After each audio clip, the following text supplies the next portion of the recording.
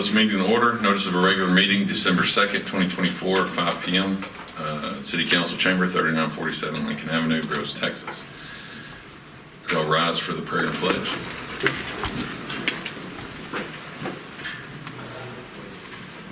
Let us pray. Lord God, thank you for all your many blessings. Most of all, we thank you for sending out Christ to die for our sins. We ask, Lord God, that you send your Spirit to this meeting, Lord God. Help the council to make decisions that will further your kingdom here on earth and bring others to know you and benefit the whole community. We just ask that you help us to be more like your Son each day. We ask these things in Christ's name. Amen.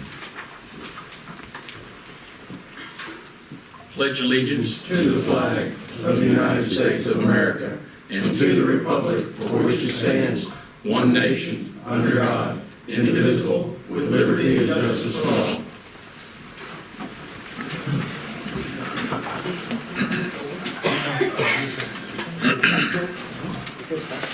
Thank you, sir. Item 4, roll call, City Clerk. Mayor Moore. Here. Mayor Pro Tem McAdams. here. Councilmember Degas. Here. Councilmember Oliver. Here. Councilmember Kenies. Here. I'd like to welcome everyone to tonight's meeting. Item 6, reports. Any reports? Yes, sir, Mayor, Council, there is a small leak. There's a small leak on Hugaboom, just past Alabama. Staff will be taking care of that on Wednesday or Thursday of this week. That will cause traffic there. We have notified Indorama so they can redirect their truck traffic, but that should only last a couple of days. Any other reports? Yes, sir.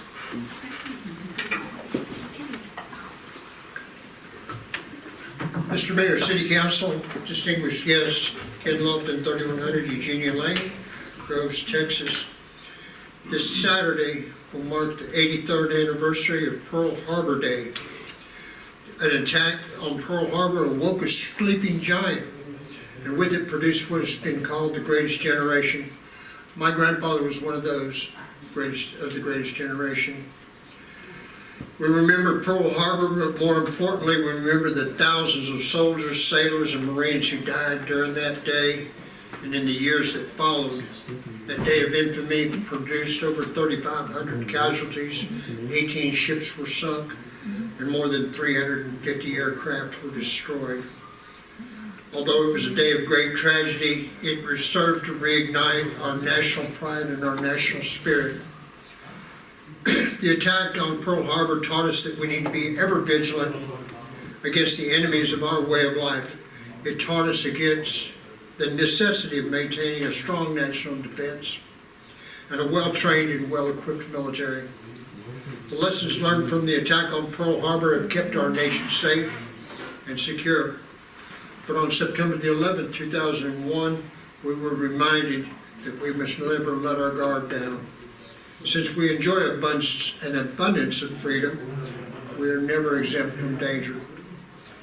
The attacks that occurred on 1941 and 2001 prove one thing: our people may be killed and our buildings may be destroyed, but our enemies will never be successful in destroying our democracy or the American way of life.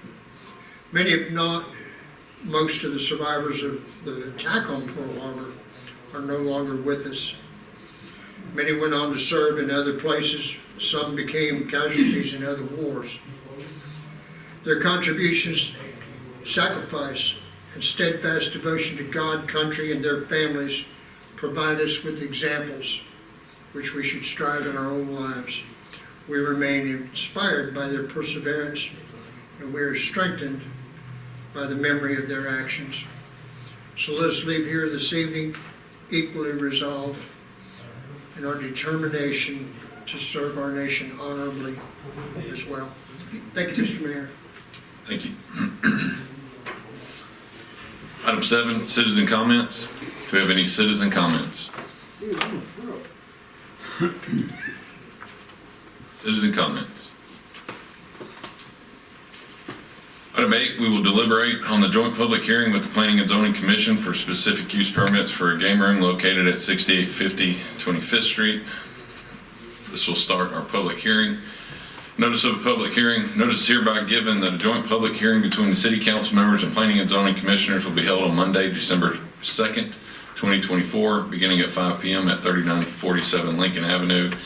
The request by owner for the property listed herein to consider specific use for a gaming room and machines at 6850 25th Street, B&B Mini Mart, Diamond Point of lots 1 and 2, track 2.278, block 2. This meeting is a joint public hearing in compliance with the zoning ordinance of the City of Groves. For additional information, contact Don Pedraza, building official, at 409-960-5707. By the Texas Open Meetings Act, Chapter 551 of the Texas Government Code, this notice is hereby posted November 27, 2024, by the Director of Neighborhood Services, Don Pedraza.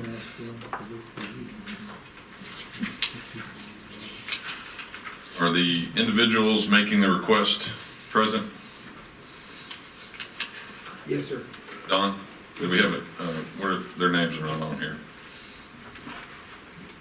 Yes, sir. He's the owner. I'm the owner of B&B Mini. Can you step up to the microphone, please?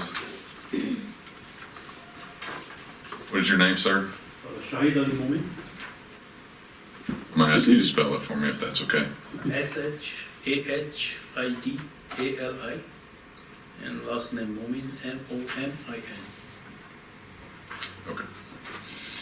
Is there anything you'd like to say for this request? We just, the city just asking to fix some stuff.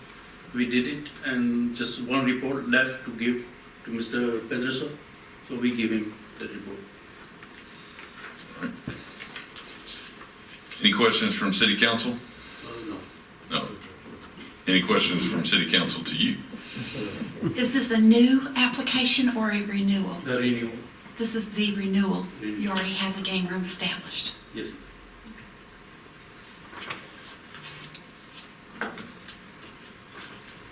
Any other questions from council? Don, does everything good? Yes, sir. He still has provided me with the backflow preventing report. They didn't quite understand that I needed a report after they had it checked out by a plumber. And I think they're in contact with, did you get in contact with the Yes, plumber? I already sent it to him, then he's gonna send it to me. Okay. But hopefully tomorrow, so right now. Okay. Yes. So hopefully by tomorrow, I'll have that report on the backflow preventer that protects the city's water from any contamination, even the grocery store, and make sure that it's in operational order. But as of yet, I haven't received that report yet, saying it's functional.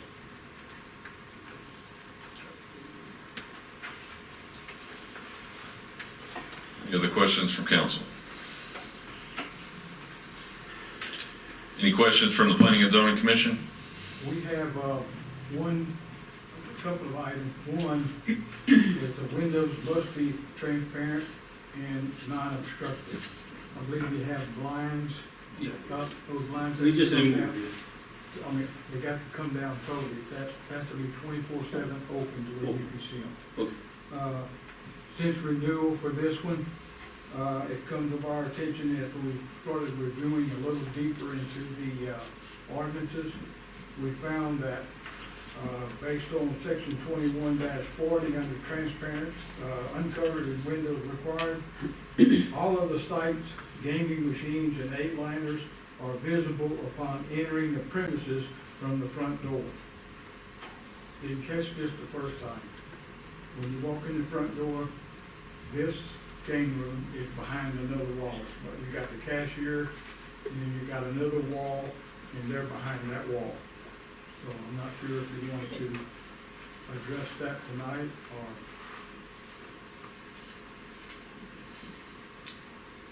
So it doesn't follow the ordinance, is what you're Well- saying?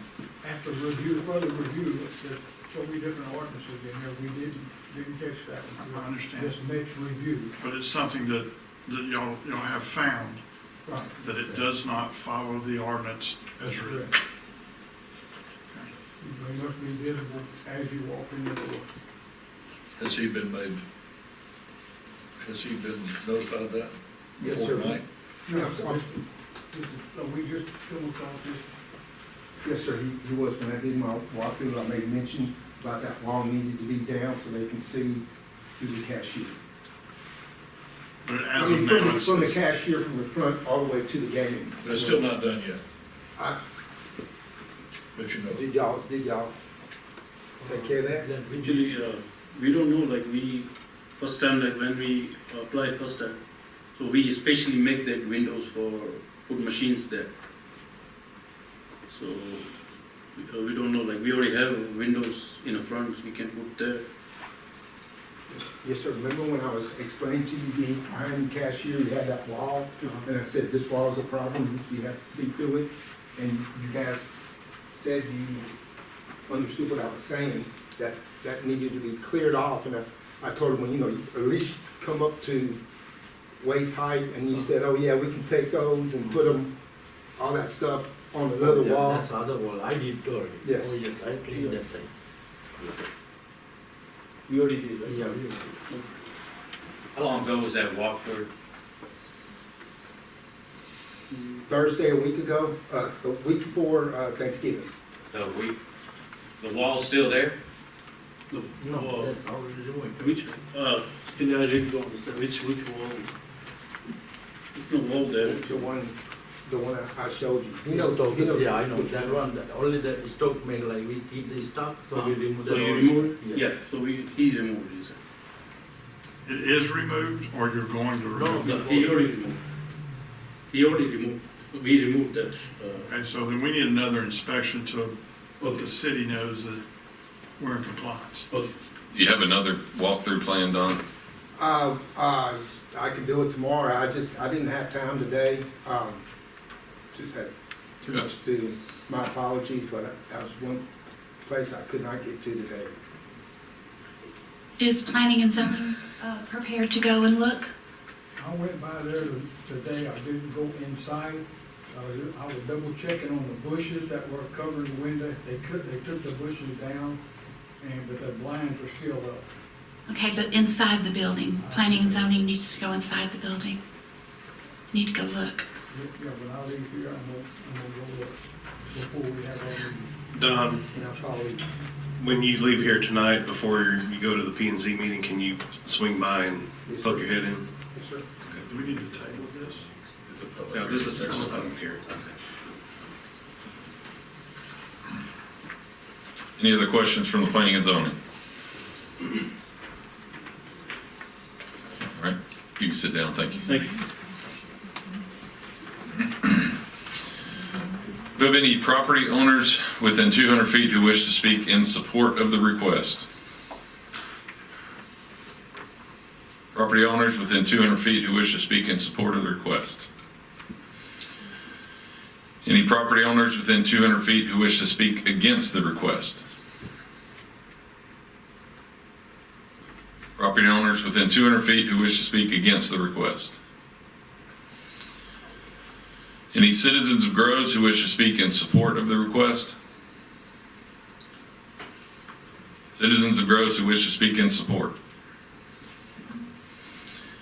Have any citizens of Groves who wish to speak against the request?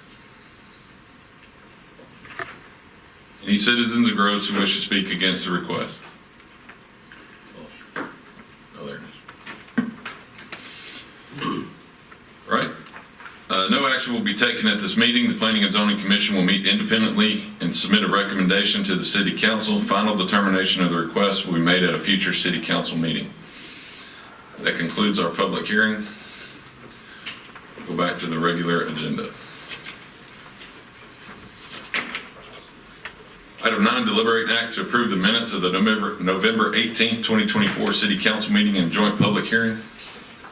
Make a motion to act to approve the minutes of the November 18th, 2024 City Council meeting and joint public hearing. I'll second.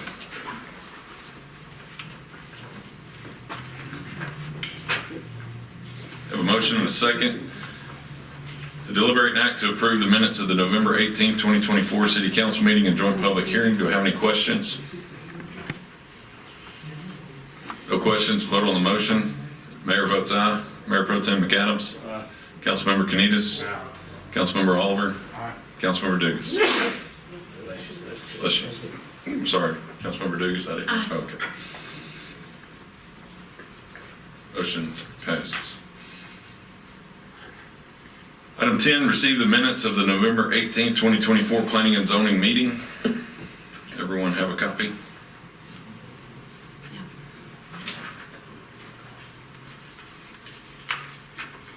Item 11, hear and deliberate on a presentation on the reestablishment of the Groves Neighborhood Watch Program.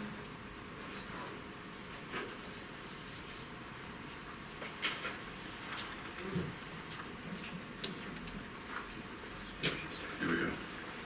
Mayor and council, thank you for this opportunity to speak with you tonight. This report proposes the reestablishment of the Neighborhood Watch program within our city. It's a proactive approach to reducing crime, enhancing community safety, and fostering collaboration between the community and law enforcement. Now, if you remember, many years ago, we did have a successful program. They met monthly. It did fizzle out, and we're well over a decade removed from that program. And I hope to return this program to an active state, and the benefits, as you can see, are very obvious.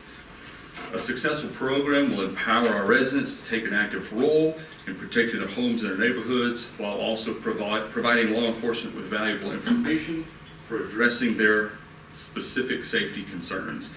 And here in Groves, while crime rates do remain stable, I think that we as a police department recognize that we need to remain proactive as we assess these things, and community relations is one of those big important things. As I've been knocking on doors over the last 6 months, one of the things I can guarantee is that there's a lot of folks concerned that are not being brought to our attention. And though social media and a lot of the ways that we have today are effective, I would like something a little bit more official. And so this is my plan to see that come to fruition. We're also anticipating a large influx of fresh recruits in Q1 of 2025. And a Neighborhood Watch program presents an ideal opportunity to engage both seasoned officers and new officers, fostering stronger connections with the community that they are serving. So by establishing this program now, it can readily support our efforts as we get those new officers out of training, on patrol, on the streets, allowing them to make an immediate impact and immediately contribute to building the trust between our police department and the neighbors, the residents, and to address their neighborhood concerns.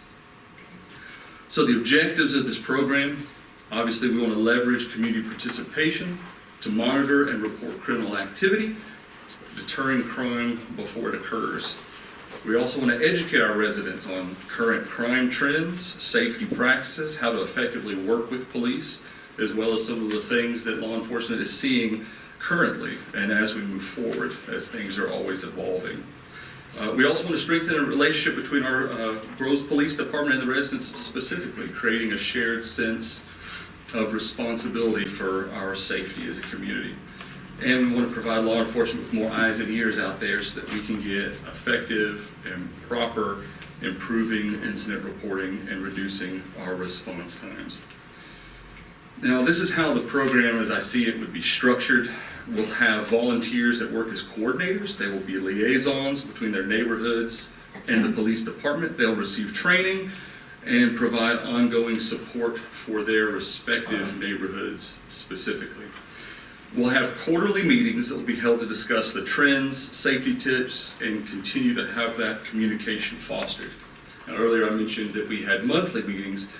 The reason that we're going to look at this quarterly, at least in the meantime, is there are other initiatives also that we hope to engage in. There's community walking programs, Neighborhood Walk, that we've been looking into. TML conference several months back introduced us to this concept, and I'd like to introduce that as well as some dog walking and some other community type initiatives. And if we rotate through these monthly, so then hitting every month of the year, but slowly introducing some of these to different people and different groups that may have more interest, I think this will bring more people into the whole, and we'll all be working together. That's at least my hope. But with these meetings, we'll foster that communication. We'll also have training and education. We'll conduct workshops for residents how to identify suspicious behavior, how to properly report incidents, what things to take note of when you're witnessing something, and how to hold it in your mind and report it to us.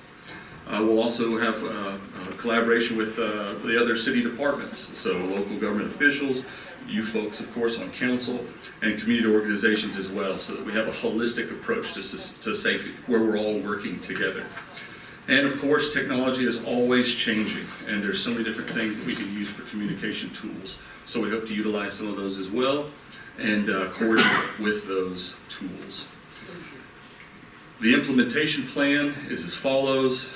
We'll have a meeting to start off in January, and I'll announce the date and time of it here in just a moment. But we'll start with a small manageable area, and we'll launch the pilot program over about 3 to 6 months. We'll monitor it, we'll ensure it can be monitored and adjust to it as needed. The second phase will be citywide. We'll start to expand this to neighborhoods who are becoming interested, and as we get better at it, as we promote it, as more people are becoming curious, we'll get more involvement. We'll promote it through public meetings and online platforms. And then as that phase 2, over the course of about a full year ends, we'll continue to evaluate and expand it to neighborhoods that are looking and interested in what we're achieving and what we're doing. And of course, with those community quarterly meetings, we'll have updates, we'll have information, we'll have more to relay, and hopefully see some benefit to what we're achieving.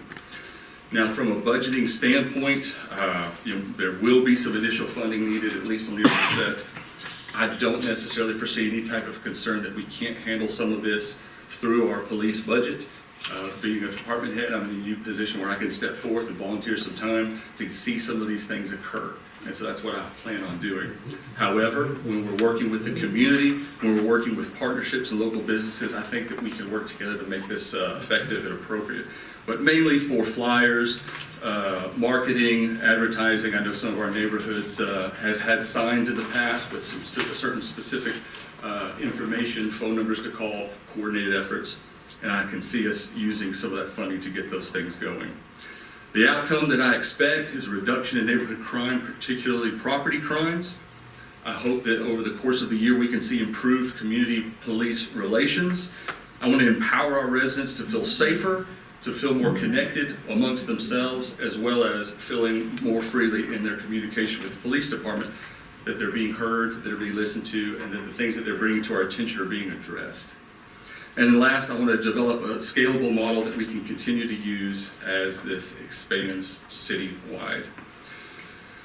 So basically, the Neighborhood Watch program offers an effective, sustainable model for improving public safety by encouraging community involvement. And by implementing this program, I think we can build a stronger, safer community together.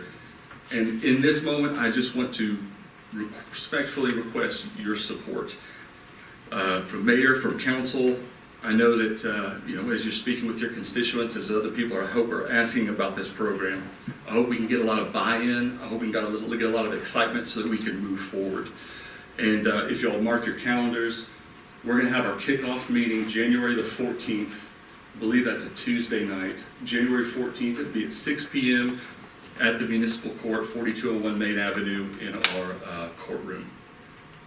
And we hope everybody gets excited and gets involved. Marshall, through your research, do you have an idea of why the program fizzled the first time? I think we can get complacent. I think when we see success, we start to count on success, we start to expect it. And so less people get involved. Several of us were visiting at Olivia Welling's Celebration of Life. And one of the things that we were talking about is incredible communities always take volunteers, volunteer time, volunteer efforts, volunteer funding sometimes. Seeing what she achieved over the course of her time here is amazing.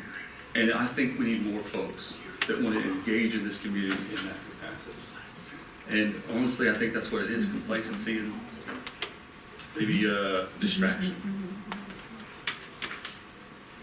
Do you know how long that program lasted? I do not. I do know that kind of near the end, it became kind of the same people showing it at some meetings and kind of being entertained. Not to discredit it in any stretch, but they'd expect, hey, we're going to have somebody talk about this, we're going to have somebody talk about that. versus actually getting down to the specific details of what we have going on in the community. And I want to keep the focus where it belongs, on the needs of the citizens, what their concerns are, and making sure we're coming up with solutions to address those.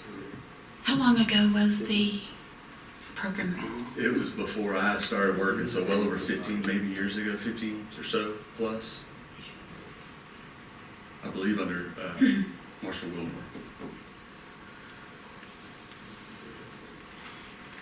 As far as the funding goes, what would be the initial cost? I'm still putting some things together, I understand, know, sure. just, And we want things to be official, we want things to look nice. I'm not a graphics designer by any stretch of the imagination, but I've put some flyers together to at least get us kick-started, and I think I can see those happen well under $1,000. But as this does expand, as we do need official signs, as we do get some involvement from the community, I've got some ideas of some things that could be costs, but I think it's going to determine, at least on the onset, how much engagement we get.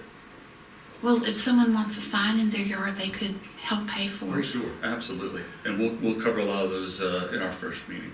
Okay. So as far as the funding goes, you have room in the budget? I think so, yes, ma'am. About how much? Not to exceed 1,000 at least to start. Okay. So I was thinking more. I hope we'll know probably about that 3-month mark what we're looking at moving forward. About halfway through phase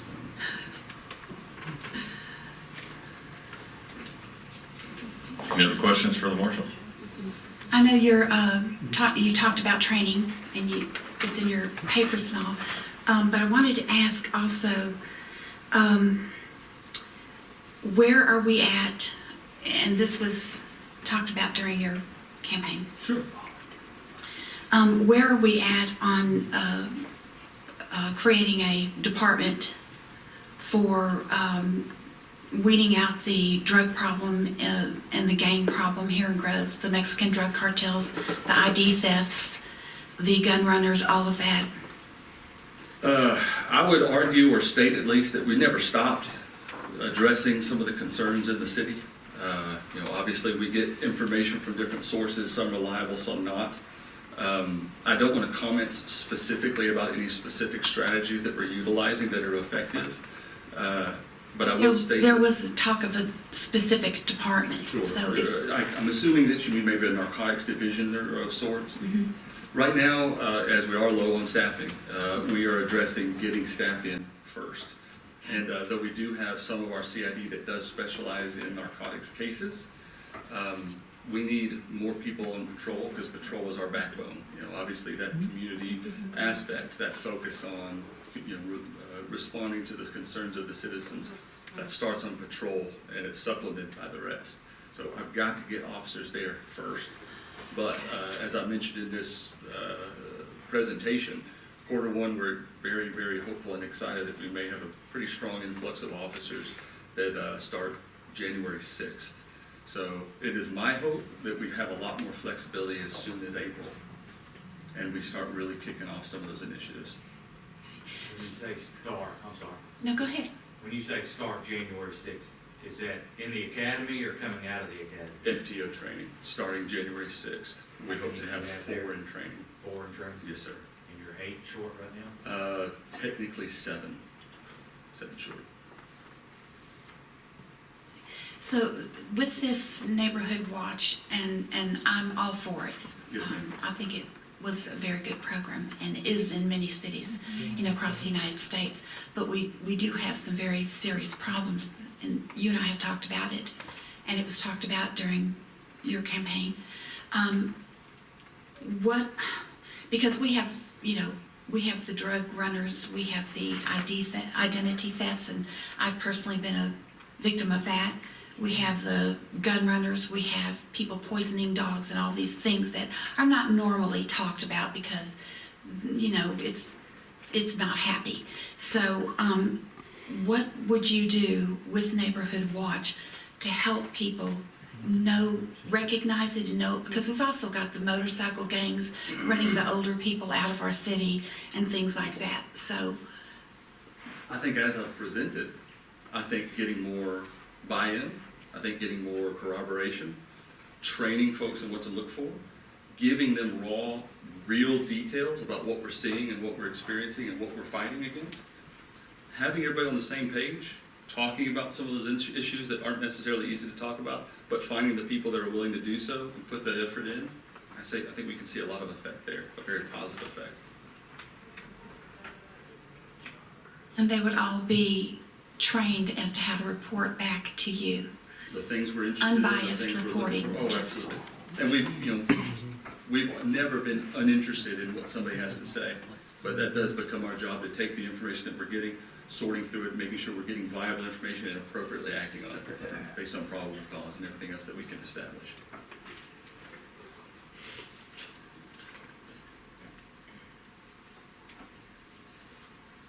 Is it Port Arthur that has a narcotics division? Most of the larger agencies do have a specific unit, so Beaumont has one, Port Arthur has one, and county has one. So that the narcotics division is one of the things we need to implement in the police department. I certainly think we can A have specific- specializations, Okay. It will always fall under the Department of Criminal Investigations Division, so, we're not gonna have huge departments, a city. No, I size. don't mean that, but Yeah, but we do like to, there's no specific strategies in the law enforcement realm that we're not willing to execute. So, Or at we have least a look highway at. that goes through our city, so we need to be working interdiction and working narcotics on our highway. We have highways on every border, so that's not something we should shy away from. We should be willing to work with that. And we should be willing to work with other agencies that maybe have some more resources, yeah. so that we can coordinate and make it effective and better for all of us. Absolutely.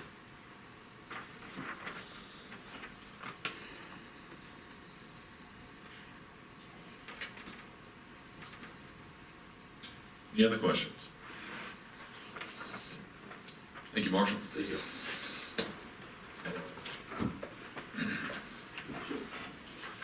Item 12, deliberate and act on ordinance 2024-31, authorizing a specific use permit for gaming machines and game room at 5011 Monroe Boulevard. Make a motion to deliberate and act on ordinance 2024-31.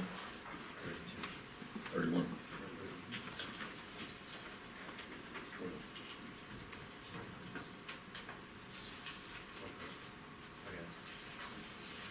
I'll second. Have a motion and a second to deliberate and act on ordinance 2024-31, authorizing a specific use permit for gaming machines and game rooms at 5011 Monroe Boulevard. Do you have any questions? Is this a renewal? Or is this a new application? I'm sorry? This is a new one.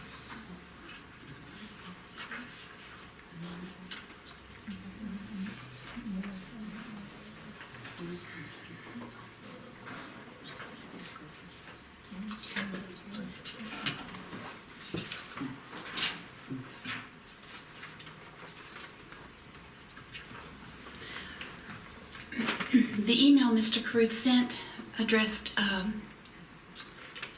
some concerns, a mix-up. Was it a mix-up? Would you consider that, Mr. Caruth? A mix-up in the understanding of what we were doing at the time, November the 18th? I wouldn't call it a mix-up. I think it was just, for some people, it's a it wasn't clear enough for some people to understand. Okay. Well, it was serious enough that we had an email about it to clear it up. So I know we have the public hearings, but the moratorium should have been voted on before we had the public hearing, so we would have a absolute clear understanding about it, because my understanding was different than what some other people's understanding of it were, and what our objectives and our goals were to have a moratorium. Well, the moratorium did state new applications, and the three that we addressed tonight and that were also on the previous agenda along with the moratorium were not new applications. They had already been accepted and were in process. Well, there's a difference between a new application and a renewal, as you know. if they already had an SUP and they're applying to renew that, that's not a new application, that's a renewal. Well, and there it is the problem. We should have been perhaps a definition of what new is. Is that changed? Has that changed? No, because the ordinance has already been passed. Okay. And 4 out of the 5 council members have understood it one way and 1 council member did not.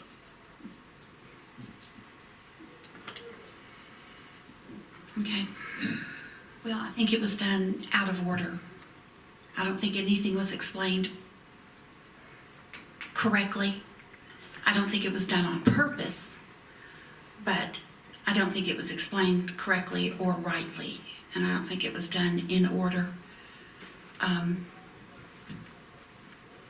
To be clear, if it had been, we wouldn't have had to have another email about it.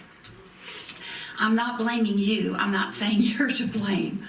Well, to be clear, anything on the agenda, if a council member has a question about it or think there's a conflict with something else that follows, council can reorder the agenda during the meeting. You can ask the chair, in the case of the mayor, to take something out of order and address it first. I mean, that's always can be done. I just think things would have been a little bit different if it had been done, if the public hearing had come after the vote on the moratorium and if it had been explained much more properly and clearly. And I'll take that into consideration next time. Okay.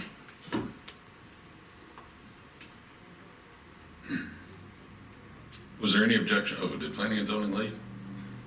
Yes. I think Don's out there. You gonna get Don? Yeah, ask Ellen to step back in.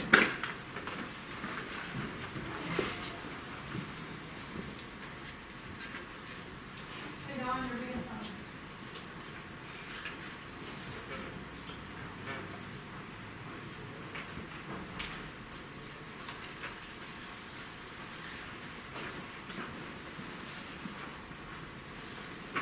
fine. Through the minutes, we see planning and zoning recommended this to come back to council for approval. This is 5011 Monroe. Did you have any objections? No, they completed everything on my punch list. Okay. So you also give your stamp of approval? Yes, sir. And then the other one, of course, there will be under construction, so I'll be submitting plans for the new construction of that, renovation of that particular suite. That's the next one? 7, yeah, oh, I'm sorry, you haven't got it? Yeah, we're only on 5011 right now. Okay. Yes, everything's fine on that. Good.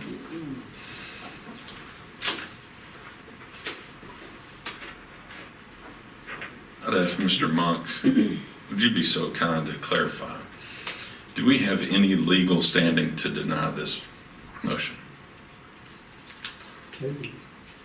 I think it would be the same legal standing that the moratorium was based on. If council decided that it wants to review the ordinance and not grant this application, then it's within council's right to do that. Based on the approval of the moratorium? Correct. Okay. Through the email that was sent by Mr. Caruth, I believe that was explained and clarified that the intent was not to stop the ones that were already in process. And I guess my question would be, if they've done everything we've asked them to under the current ordinance, excluding the moratorium, do we have a grounds to deny? Excluding the moratorium, no. Okay. I'm sorry. Can I say something? You can ask, yeah, what you got? Just because they applied for an application, does that mean it has to be approved? Or we can just deny it because we can just want to just say no to it? You could deny it for a variety of different reasons. You could ask them to do additional things that the city would require in order to get the permit. So, yeah, you have the right to deny, the council has the right to deny the permit. Well, then that brings up the verbiage in the ordinance.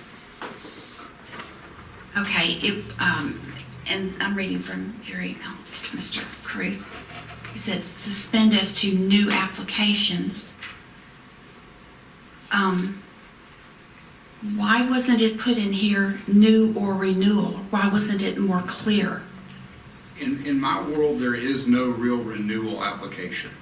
There's a yearly permit, and each business has to apply yearly. So they go through the same requirements each year. There is no different process for that application each year. It's a new application each year. They have no vested right beyond 1 year. Okay, well, I'm very much aware and versed in how all of that goes.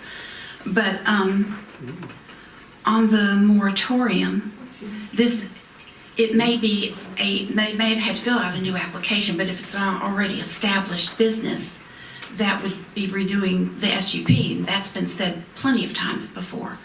So, It has been said, but I don't agree with that as the way to phrase this process. It's a new application each year.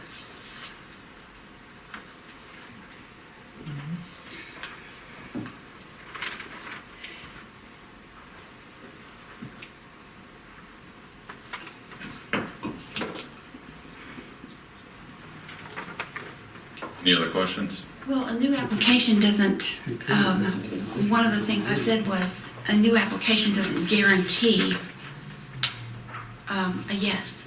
An application Process. does not guarantee that council will approve it. Being processed does not guarantee a yes.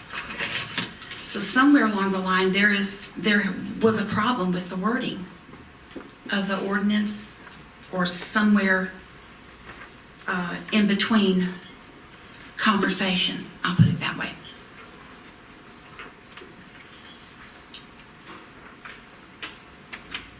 I'm happy to answer any questions that you have.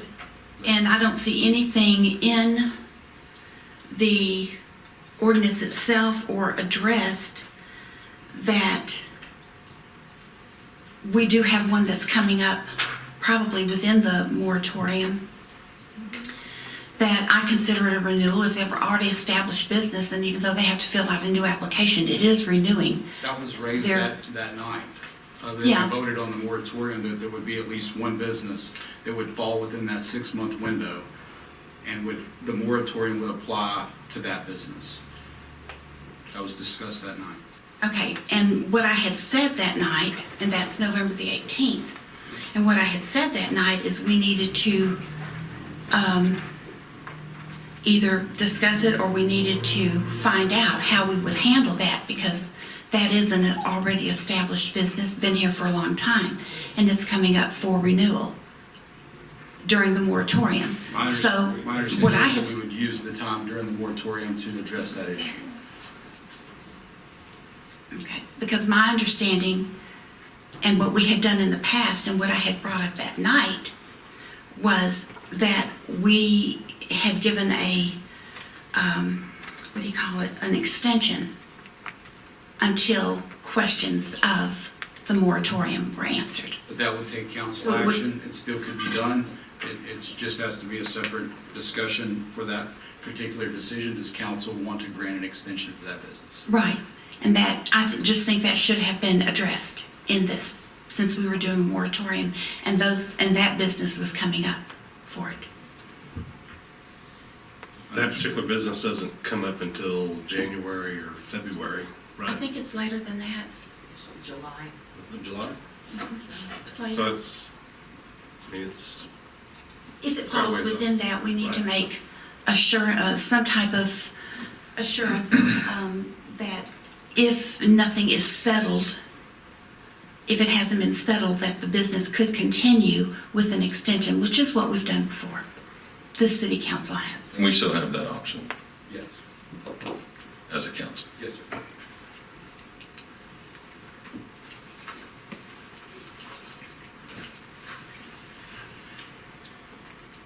Any other questions?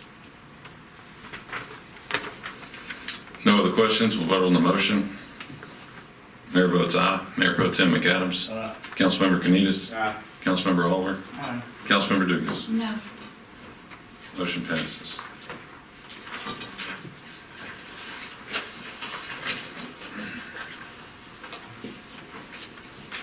Item 13, deliberate and act on ordinance 2024-32, authorizing a specific use permit for gaming machines and game rooms at 5170 Twin City Highway.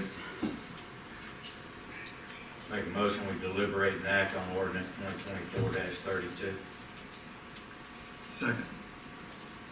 Have a motion and a second to deliberate and act on ordinance 2024-32, authorizing a specific use permit for gaming machines and game rooms at 5170 Twin City Highway.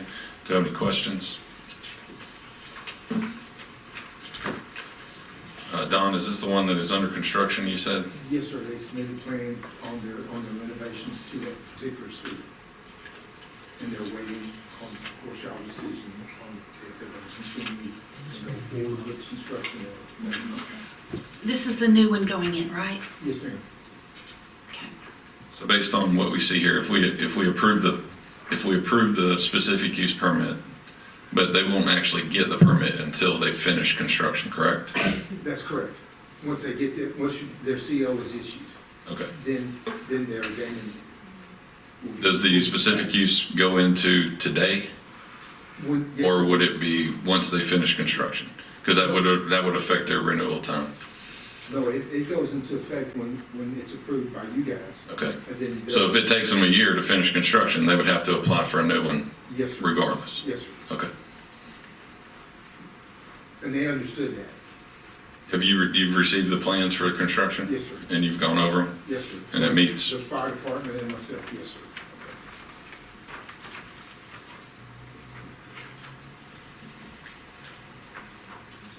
Planning and zoning also voted to send this to us for approval.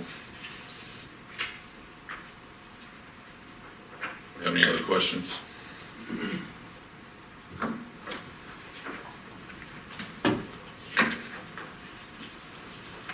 No other questions, vote on the motion. Mayor votes aye. Mayor Pro Tem McAdams. Aye. Councilmember Canitas. Councilmember Oliver. Councilmember Dugas. No. Motion passes.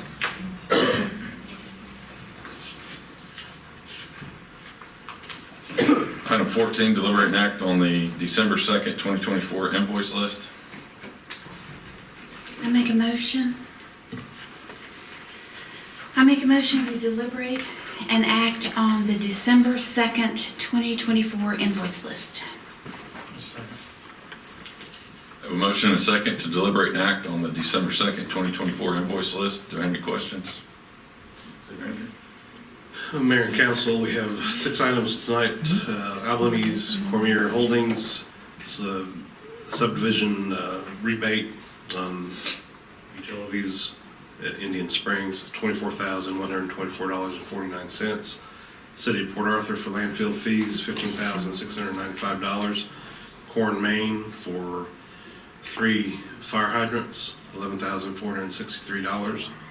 Higginbotham Insurance for wind and hail insurance, $295,241.53.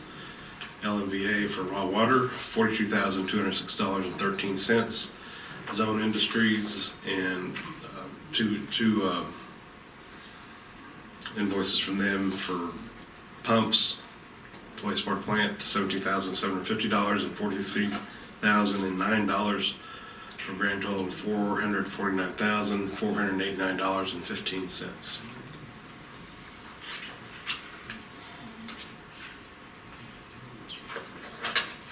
Mr. Cruth, how often do we pay the subdivide rebate? When they apply for it, or is it a set quarterly or yearly? It's an annual Annual. agreement. And that's a 10-year? 20. 20-year.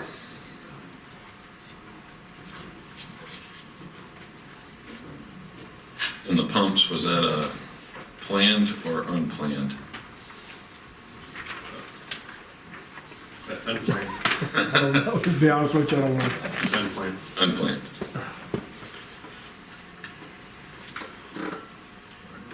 Is this insurance premium, is it higher than we had last year? We paid yearly, right? This is something we pay yearly. Yes, it is an increase over last year.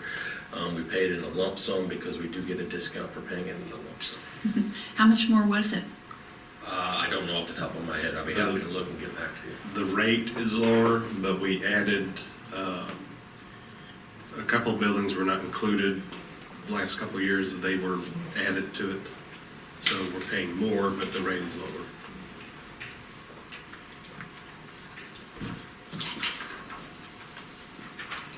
Any other questions? No other questions, vote on the motion. Mayor votes aye. Mayor Pro Tem McAdams. Councilmember Canitas. Councilmember Oliver. Councilmember Dugas. Aye. Motion passes.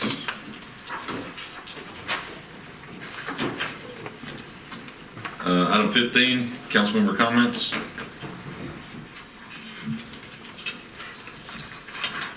Have any councilmember comments?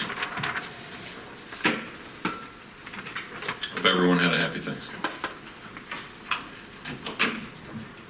That'll conclude this meeting. We will adjourn at 5:51. Thank you.